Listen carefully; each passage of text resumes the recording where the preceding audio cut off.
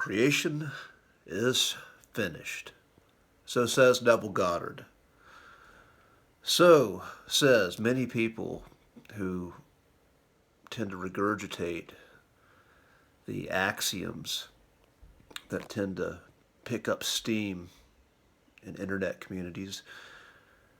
This references to the manifestation world, those who are obsessed with this concept of transforming one's thoughts and emotions into physical matter, into a physical experience in this 3D matrix that many believe is the be-all, end-all of reality.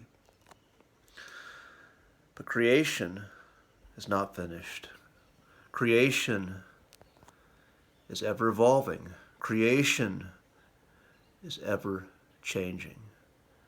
And the only thing that we can bet that is a constant in this life process is the constant of change. And the paradigm of what it means to be human is about to change in a way that we've never seen before. This human being, this human organism, very soon is going to have the opportunity to merge with non-organic consciousness, with machine, with AI. And when humans merge with AI in this very physical process, this new way of being, then life will never be the same again. Humanity will never be the same. And this merging of man and machine, it's glorified right now. It is glorified by many as a miracle, as a solution to make life easier, more enjoyable, more efficient. But this argument of making life easier, more enjoyable, more efficient, this has always been used in the past when man has been on the brink of these technologies that would change the world forever.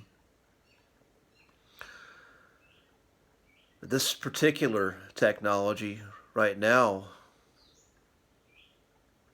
one of the great consequences, the extreme price to pay for stepping forward, it's revealed to us through fiction. I grew up a big fan of action cartoons and comic books, and a couple of action comics and cartoons I watched. One was Masters of the Universe, He-Man. Another comic book I read, which was later made into cartoons and then eventually into popular movies, was that of X-Men, Marvel's X-Men. And right now, both of those themes of my childhood, they've rebooted, and a story that was present back then in the 1980s is being revisited now in both of these fictional works. And that is the theme of transhumanism.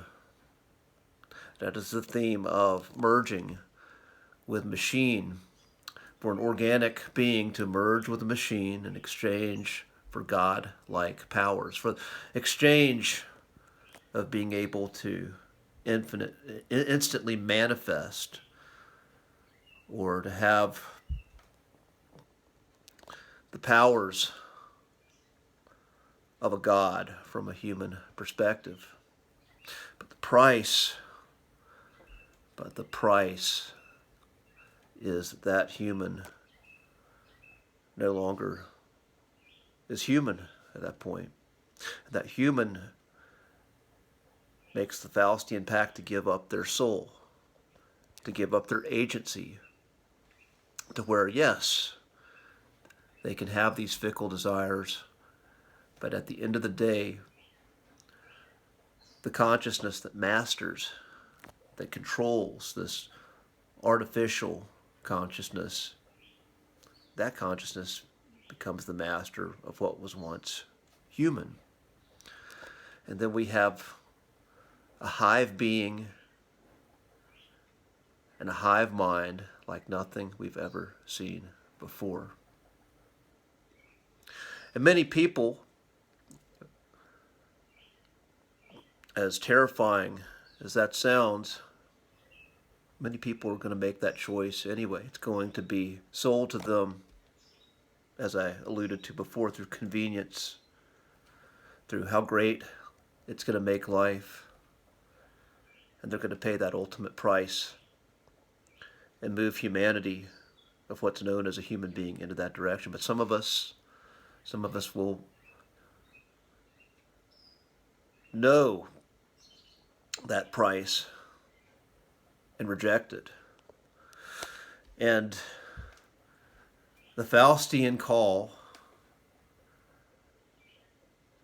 the Faustian pact, that always happens in the shadows, that always takes place. The devil's handshake always is going to feel more comfortable in the shadows. And those who can't honestly look at themselves and own the shameful